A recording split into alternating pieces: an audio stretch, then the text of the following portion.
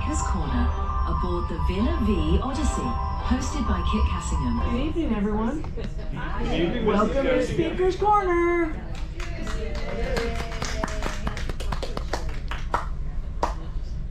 We have a real interesting character tonight as a speaker. There are a lot of interesting characters in the room, but only one of you gets to speak right now.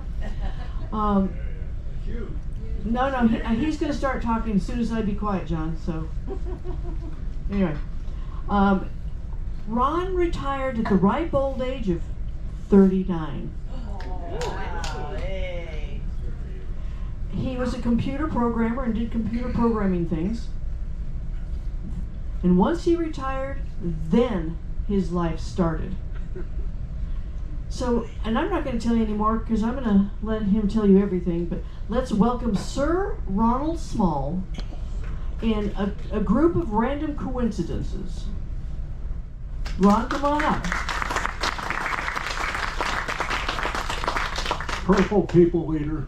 That's to test the mic, right? Yeah, that's right. Hello, everybody. Hello. My name's Ron Small. The sir is real, but forget about it.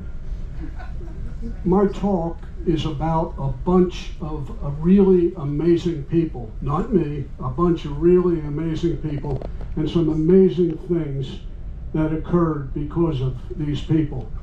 Think of this, now I'll be telling it from my standpoint, so think of me as a little Cocker Spaniel that doesn't have any owners, doesn't have a place to live, and is just wandering around, but everybody thinks it's real cute, so he keeps going places and ends up seeing and being involved in some very interesting different things.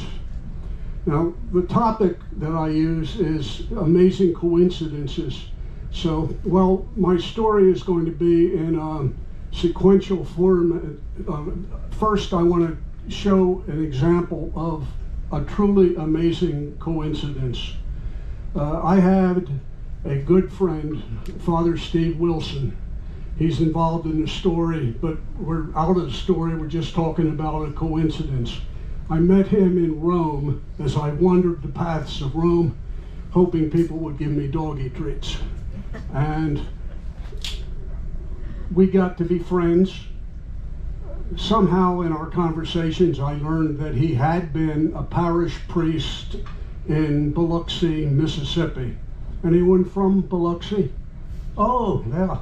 You might have known Father Steve then. He was there for a good number of years. Well, anyway, I happened to be driving in the United States, and I was passing through Biloxi, and they have a casino there. And I thought, well, what the heck, I don't have anything else to do. I'll rent a hotel room for the night.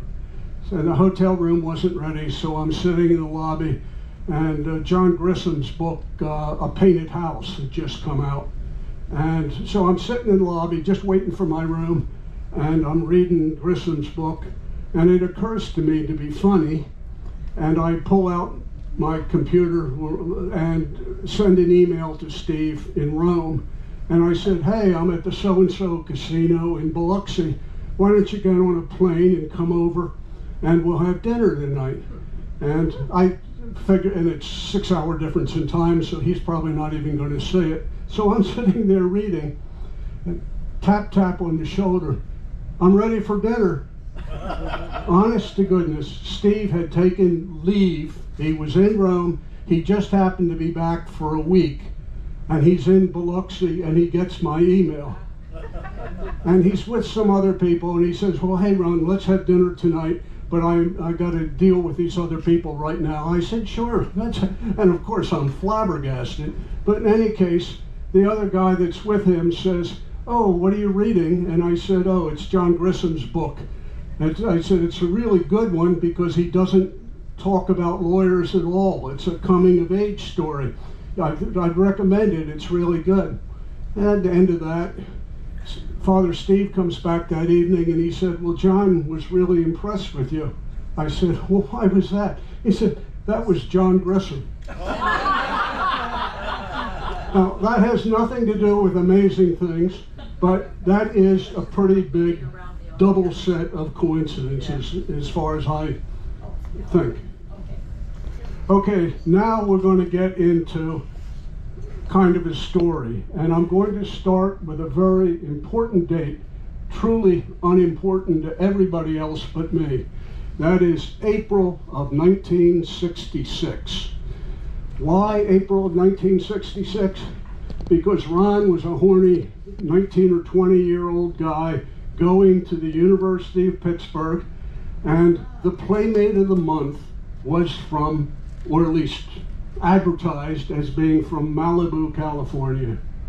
And I'm in graduate school, and I had pretty well burned myself out in school, and nothing having to do really with the Playmate of the Month. But I walked past the employment office, and there's a big ad, Hughes Aircraft Company in Malibu, California, is interviewing today. And I said, oh, I'm tired of school. I walked in, literally got the job on the spot, and left the University of Pittsburgh within a couple weeks.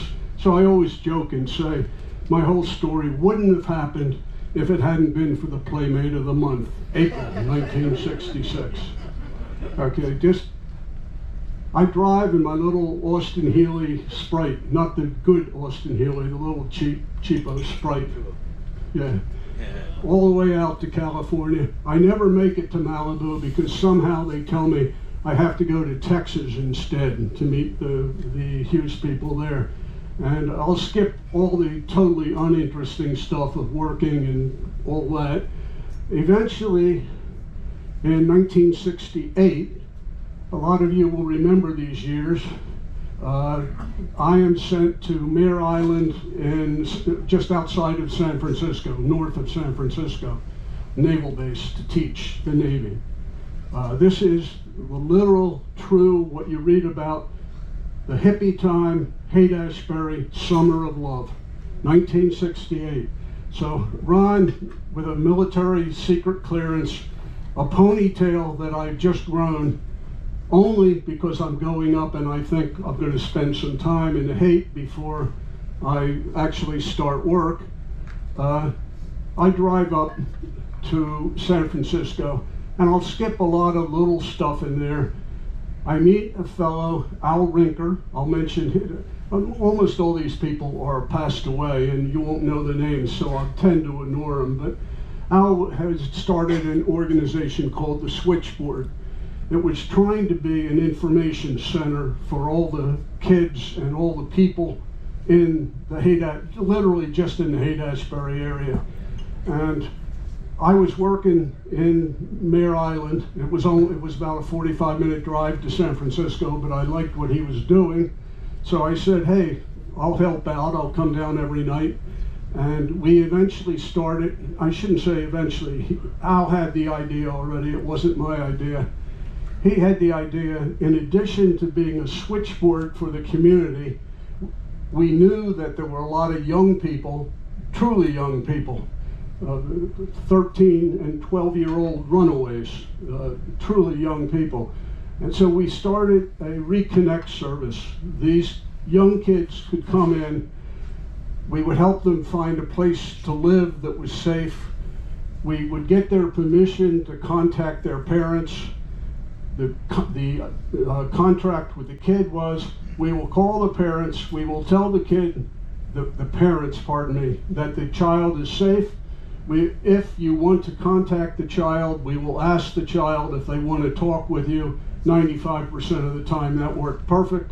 Some of the times the parents were actually angry on the phone, but we honored the kid and we said, well, you know that they're in the Haight, but if you don't want to go along with this, we can't go any further with it. God knows what the legal ramifications of that kind of stuff would be, but I was, 23 or something like that, so I never even thought about that. I will say that we actually repatriated about 75 kids just in the 6 months that the Summer of Love was taking place. One additional story, nothing to do with good stuff, but it's really kind of funny. What was it, Naomi Wolf. Leonard Wolf was a known writer. His daughter is a known writer, Naomi Wolf. Leonard had started a project there called Happening House. And Happening House, well, I understand, this is the time of LSD and pot and even heroin and stuff, but that, except you never really saw that stuff. And one night, Al and I were invited by Leonard Wolf over to the Happening House for a party they were having that evening. And of course, you walked in, the marijuana smoke was just filled the place. I mean, this was, everybody was having a doobie. That was just the way it was. Who comes to the party that particular night? This is, and I don't think this is think it was covered up, but if you look, you can probably find this somewhere in history. Rudolph Nureyev and Margot Fontaine show up. People know? Yeah. Okay. Oh, yeah. Very famous ballet people. The most famous at that point in time, before Baryshnikov. That very same night, the police decide to raid the party, and both Nureyev and Fontaine are arrested by the police. And the next day, all this looked expectantly in the paper, and there was nothing. So somehow the police got them down to the station, found out, oops, maybe we don't want to do this for a silly pot of thing, and it just got covered up. Again, just an interesting thing, so I just threw that in. So we were here in 1968, 1969. Al introduces me to someone who you also know, Janis Joplin. Now, it's a different story, and this story, if you want to hear it, you have to buy me a scotch and soda, and because it's a long story. But because I meet Janis a couple of weeks later, I'm up in Lake Tahoe, and through an evening of heavy, heavy drinking, playing roulette, meeting three extremely wealthy guys that were at the roulette table, I sort of become friendly. And the bottom line of this story, the only part that really is amazing, I got to talk with them and their wives. We had talked about what we did with the switchboard and helping young kids. The idea came up, and we actually started the very first refuge for abused women. The year is either 68 or 69. If you look it up, they think the first refuge for abused women started in 1970, but ours wasn't even called a refuge for abused women. And all really I did, I was the puppy dog wandering along, yapping, and they wanted to do something. I'll skip the whole story, except I said, well, I keep wanting to say Joan Jett, but it's not, it's... Janis Joplin. Yeah. That isn't that I'm making up names, it's because I'm 85 years old and I forget everything. But, so she actually drove all the way up to Lake Tahoe, talked to these guys, they funded it.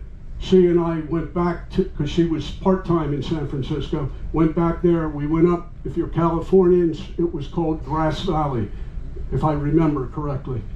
Anyway, end of that one, just continuing on. So we're at 68, 69.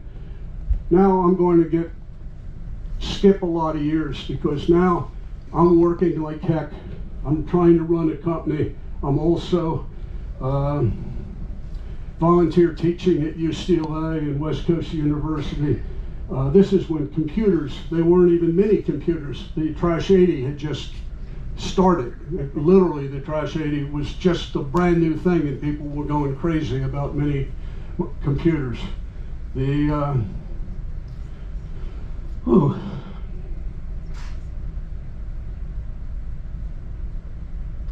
Lost my train of thought. You were teaching. This is what happens when you're extemporaneous, you know? Anyway, all this is unimportant. And now we reach basically the end of the time. I'm now reaching 36, 37 years old. I've been building a company, that's gone away. I've been volunteer teaching. I love the teaching. And I decide I really like what I'm doing as a volunteer more than what I like when I was working. And I really don't have to work anymore. So I retired.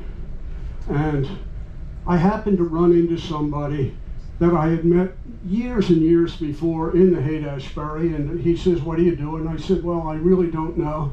I want to do some kind of good social work. I don't know what it is, but first I got to figure out what I really want to do just to keep busy, because I no longer am running a 40-hour week, 80-hour week really, or trying to run a computer company." And he says, "Oh, I got some friends.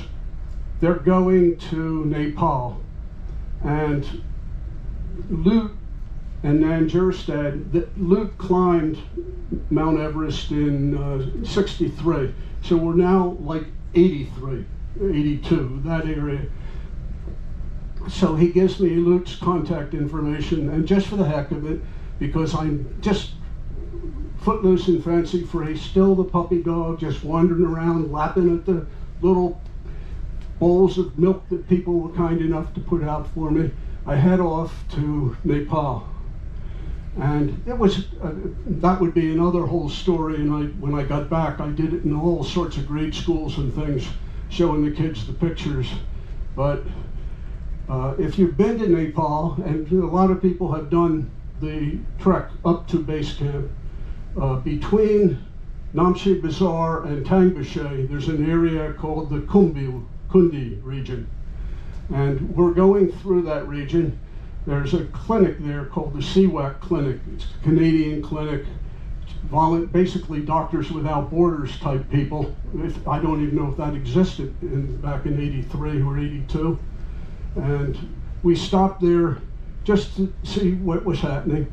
And I mentioned something about teaching schools, and the doctor says, "Oh, we're building a school here in Kundi for the kids. There's no schools around. We're building one." I said, "Oh, can you introduce me to whoever's doing it, because maybe I could provide some kind of support or even assist with the school." And he says, "Sure." And so we go walk. CWAC's up on a bunch of steps. So we go walking down the step. It's just bare land, and you can see the beginnings of a building. And there's a couple of the pup tents, the ones that look like a turtle. And he goes up to one, he scratches on it, and he says, "Does someone like to talk with you?" It's Sir Edmund Hillary. Honest to God, Sir Edmund Hillary. He is sleeping in a pup tent. The ambassador from New Zealand to Nepal is sleeping in a pup tent, and he is doing the primary, of course he has a lot of other people that are doing it, but he is there with hammer and chisel building the school himself. So I couldn't volunteer to teach because it was all in Nepalese, but I talked with Sir Edmund. We agreed that I'd go home, I would talk about this and throw in about the school, and because these are all young kids, that we suggest to the kids that if they had any of their books that they had already read and didn't want anymore, to give them to the school, to me, and I'd arranged it all. And I did this about 5 different grade schools, and we ended up with like 600 pounds, 700 pounds of books. And at our suggestion, each kid, the kid said, "Hi, I'm Tommy, I'm age 6, and I'm giving you my book that I really like, and it's for," and we brought all this stuff back. I made a deal, actually I didn't, another friend made a deal with one of the airlines, I don't remember which. They actually shipped the books over for free, and I went over the next year with all the books and dumped everything off with Sir Edmund. So again, just kind of a coincidence. You're wandering around, lapping up little puddles of milk, hoping to be petted by people, and you run into people like Margot Fontaine and Sir Edmund Hillary and other people. So we're now 1983. I think that was the year I ended up bringing the books back to Sir Edmund. I come back the next year. I had met two friends on the first trip there. No one was with me when I brought the books back. And Gordy and Ursula are on the second major trip. And at the end of that trip, Gordy says, "Aren't you flying Thai Air?" And I said, "Yeah." He said, "Thai has a special program. If you ask them, they let you stay in Bangkok. They give you 3 free nights in a hotel." Well, I'd never been to Thailand, but there was a key word in this whole thing, which was free. Free, yes. So Ron says, "Okay." Oh, Gordy and Ursula were going. I don't know if I would have been adventuresome enough to go by myself. So we go to Thailand. I have a wonderful 3 days just going around Bangkok, and I realize this is way, way, way more to see here than I can do in 3 days. So I went to a travel agent and said, "Can you set up some other stuff for me?" And one of the things that he set up was taking a trip to a town called Pattaya, potato, patata.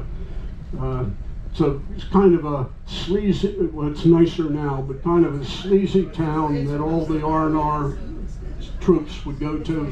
So there are a lot of bad areas, prostitution and kids, and what do you call the men that are women? Males or something like that. Yeah. In any case, for whatever reason, just randomly, I go to Pattaya. And very first night, I'm in my hotel room, and you've probably seen them in most hotel rooms. They have these little tourist books, like a comic book size. And I'm just flipping through it because I have nothing else to do. I'm waiting just to get some dinner and get some sleep because it's been a long day. And one of the things just stuck out to me.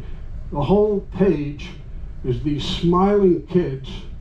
And of course, it's a true story, but it isn't real. But it says, "We're the kids of the Pattaya orphanage, and we put this ad in to thank Father Ray for all that he does for us." Well, frankly, I thought it was a pretty good advertisement. And I called the concierge at the hotel. I said, "I saw this thing about this Father Ray," and the concierge immediately says, "Oh, Father Ray, yes, yes." I said, "Well, can you contact him and see if maybe I can come out and see what they're doing?" And he said, "No problem." And he calls me back. He said, "Father Ray, we'll see you tomorrow. Will 9 o'clock be okay?" I said, "Sure." So they got me a taxi, and I go out to meet this Father Ray. And sure enough, he's on a fairly large property in Pattaya. And this guy spent a good 5-6 hours with me.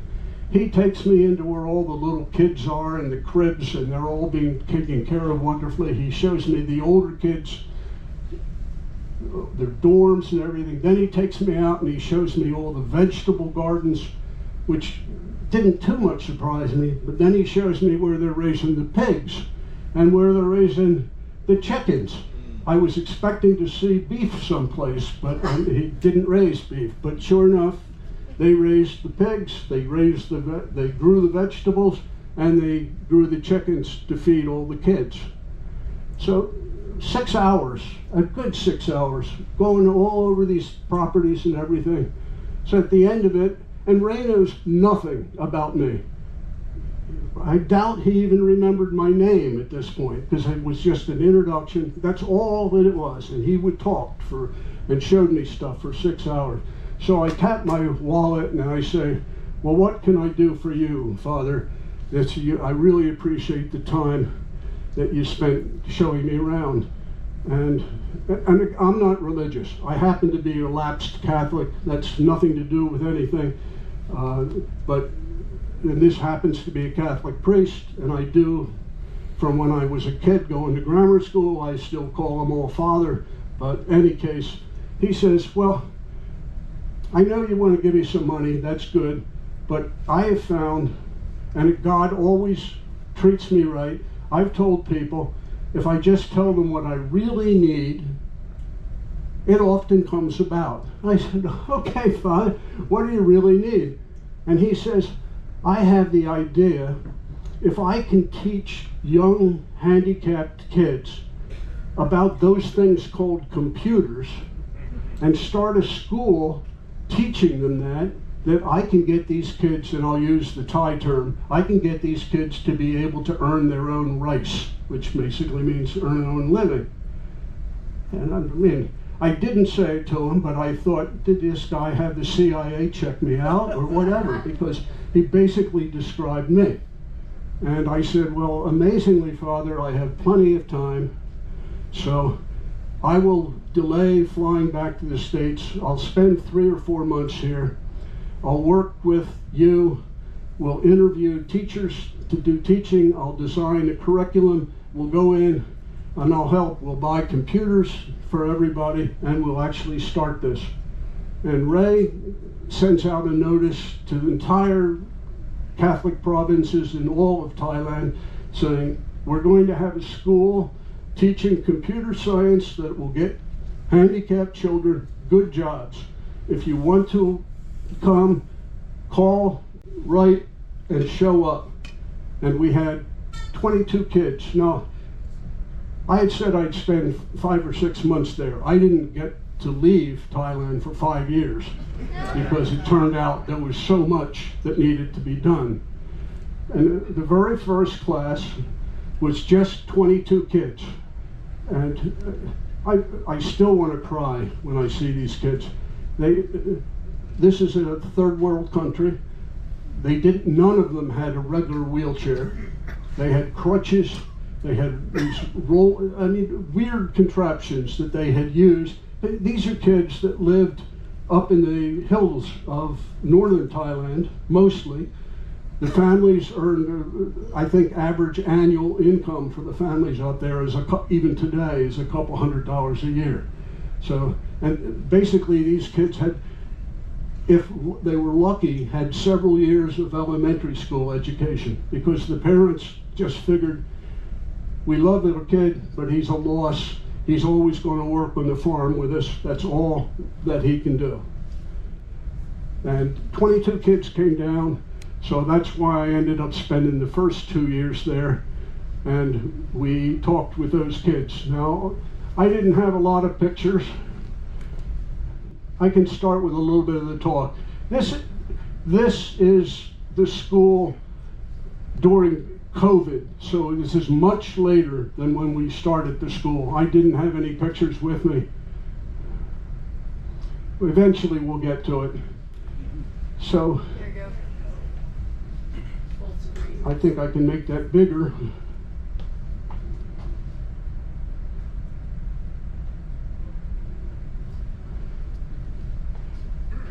In this picture, just for interest, he was one of our first students. That's Ajahn Tan. That's Ajahn Manop. And there's a couple others from the very first class. By the time that this picture was taken, now it doesn't look like that many people because only a third or less of the kids were at school. This is during COVID, and everybody had gone to isolate at some place or another. But we went from a 22 kid facility to the largest technical school in Southeast Asia, not just Thailand, in Southeast Asia. It eventually got accredited as a university. That was long after the puppy dog had gone different places. And I had come back for this. And then just because it brings tears to my eyes, let's find the do it.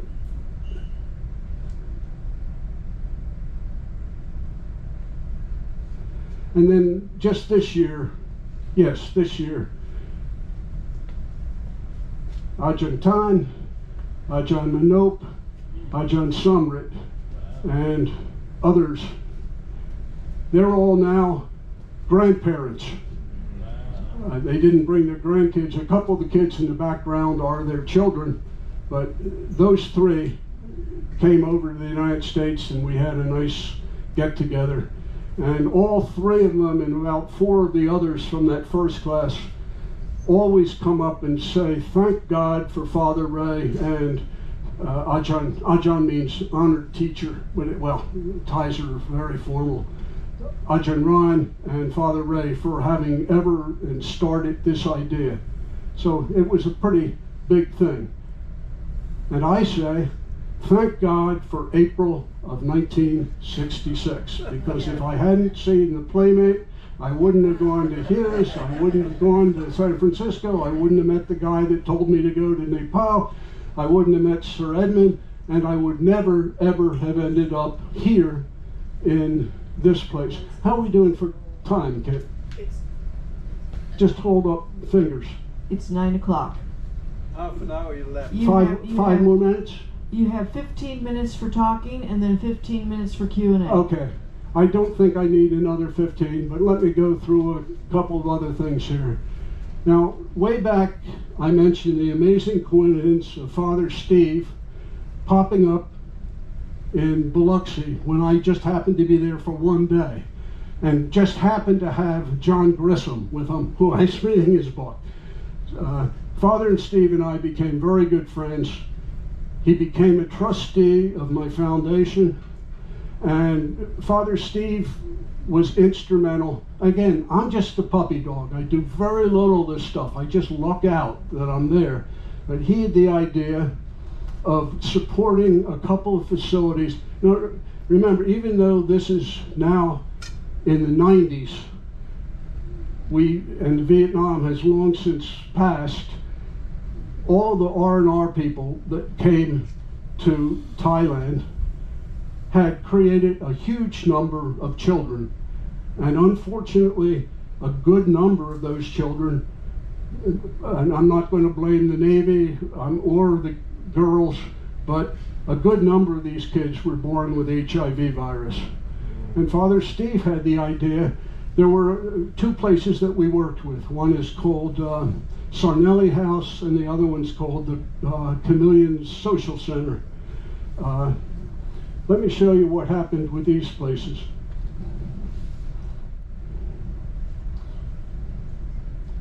Oops. There you go.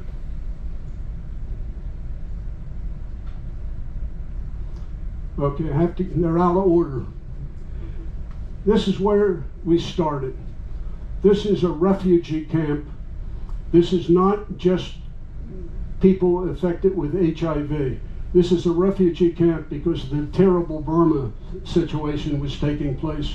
So all the Burmese illegally had come into Thailand and were living here. I don't have a picture of the school at that point in time, but I put this up because we converted this to this. And this is now for the Burmese refugees. These kids here are all kids. That's my adopted daughter, Sam, there. They all have HIV. And even then, they were very strict, what was called the AIDS cocktail. And every day they would take this. A neat guy, Father Giovanni, off the point again. Father Giovanni, Catholic priest, he said, screw all this stuff about illegal, sinful birth control using condoms. Well, condoms happen to have been illegal in Thailand at this point in time. So Father Giovanni would smuggle in suitcases and suitcases worth of condoms and pass them out because he was practical. What is it? I offend people, I apologize, but what is it to say it's sinful to do something when if you don't do it, you pass along the HIV virus? The girls, the working girls, were 95% infected with HIV. So it was a real serious problem. And in any case, that's them. And then just one more and we'll back up. And those are the 4 that I adopted. She was special to me. Just again, aside, I'm there talking with Father Giovanni and we're eating a lunch. I had never been to Father Giovanni's place. Father Steve had said, you got to come over and meet this guy so that we can do this stuff. I'm just sitting there feeling embarrassed because they're giving us a really nice lunch, and I'm looking at the rice and gruel that all the kids are having.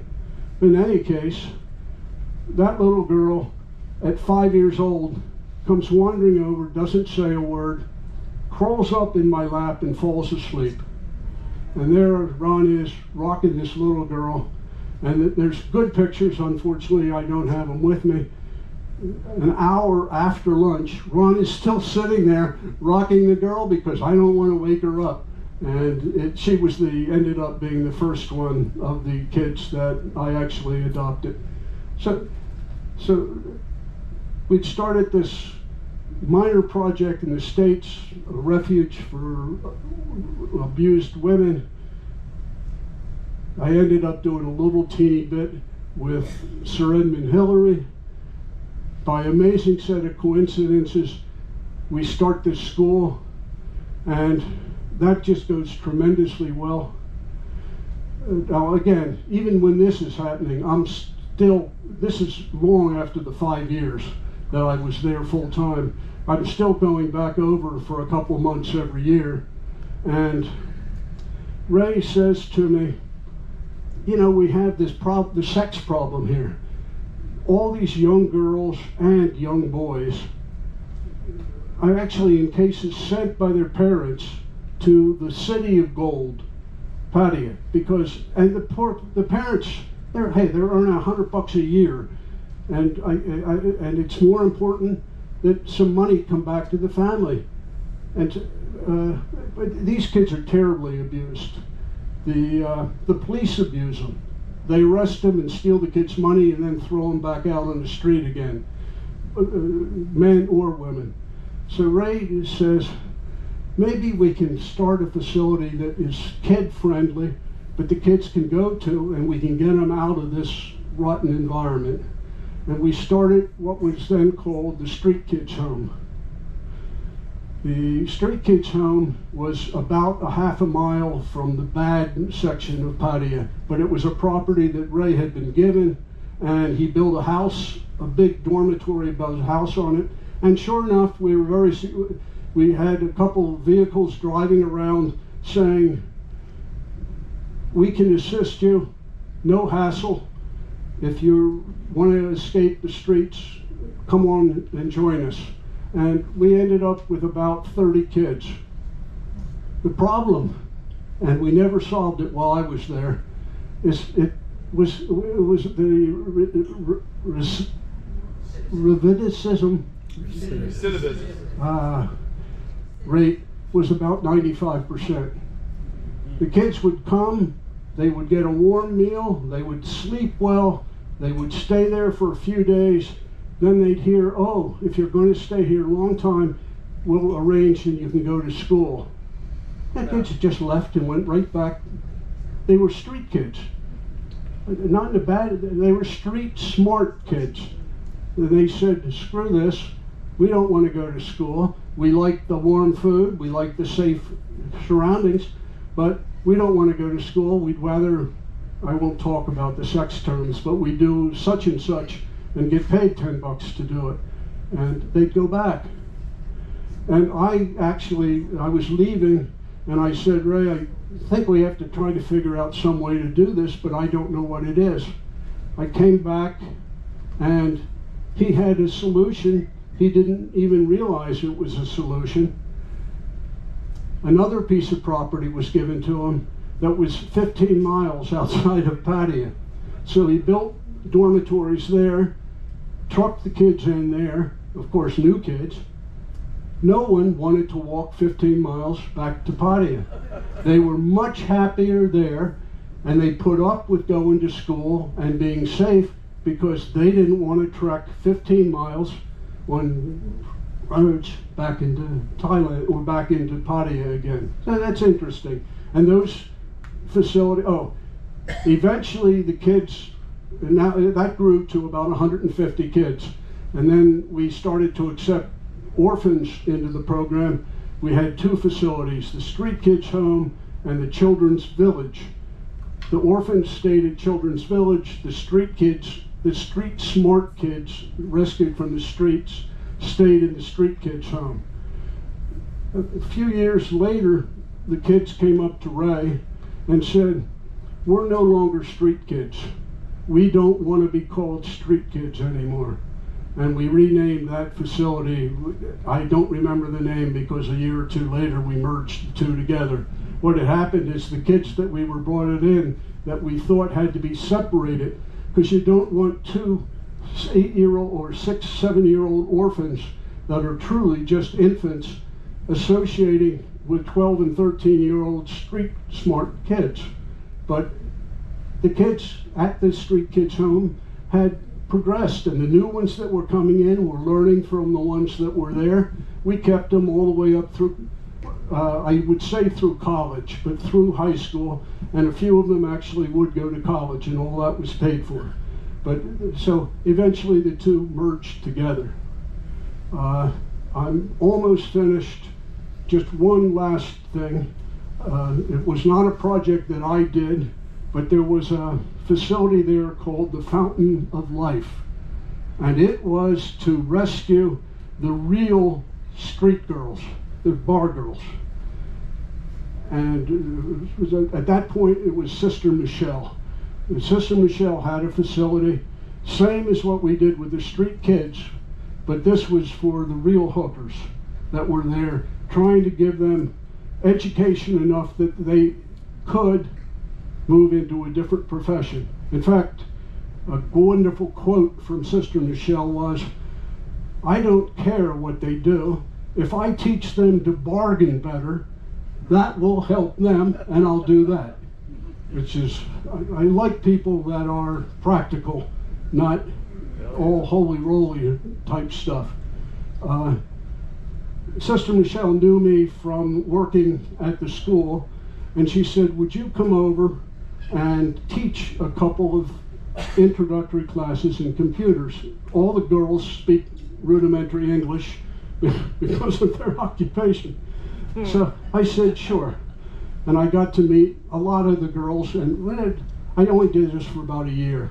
My girlfriend in the United States comes over to visit me. At that point in time, I rode a motorcycle. So I said, "Come on, I'll show you around, Judy, I'll show you around parts of Pattaya," and showed her the nice stuff. And I said, "Now I'll take you down Beach Road."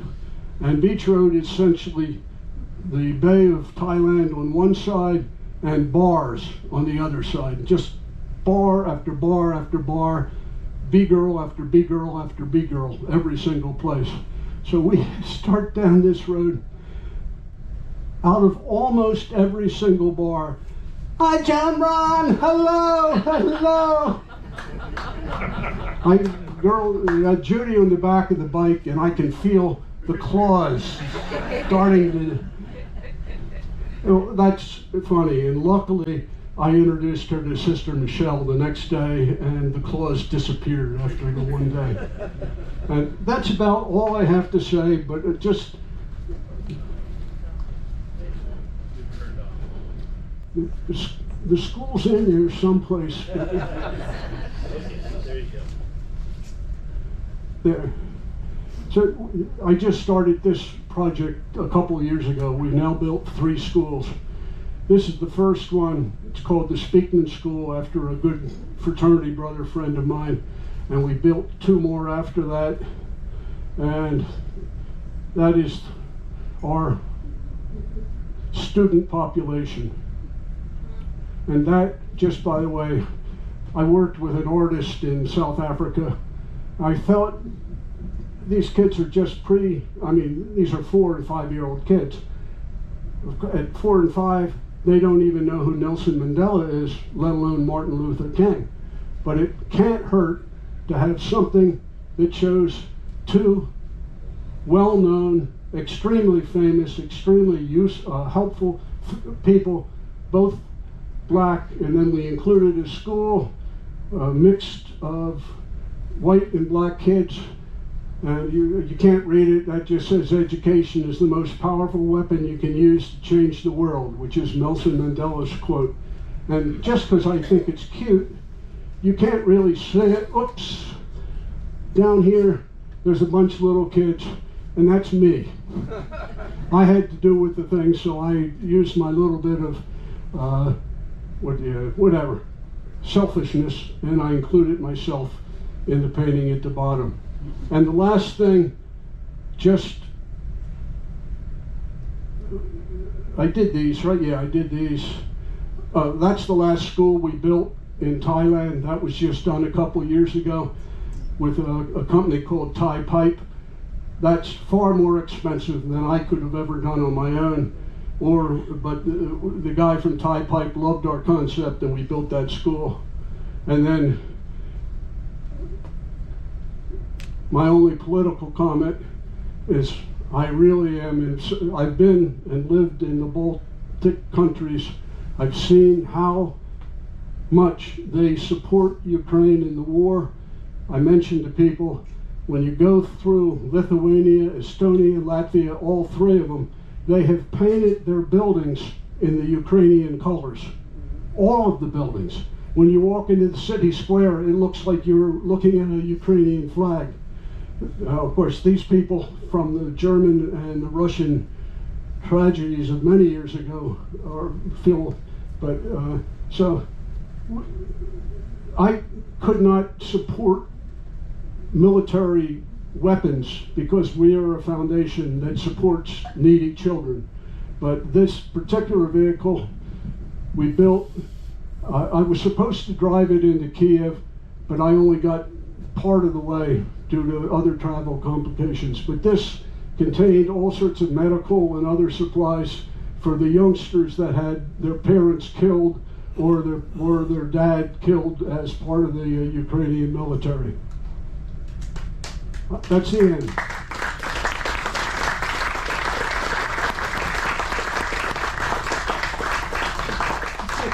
Ron will take questions, but as you've noticed, he's deaf, so you will have to wait for a microphone. I'm going to start with Randy, and then Sharon I will get them to you later. Microphones. Can you tell us very briefly the story of you being knighted? I really got to go ahead, Randy. Can you tell us very briefly the story of you being knighted? Of the what? Your knighthood. How did you get Sir Ronald? Yeah, I already told Kent that if you want to hear about the knighthead, you have to buy me a scotch and soda. Got it. When are you leaving here and where are you going? Where are you going when you leave here? I go back to Florida. Let's come back in. I go back to Florida, and see, you ask me, and you don't realize you're going to get a big, long explanation. Keep it quick. We do a program in the United States called Dinner with Santa.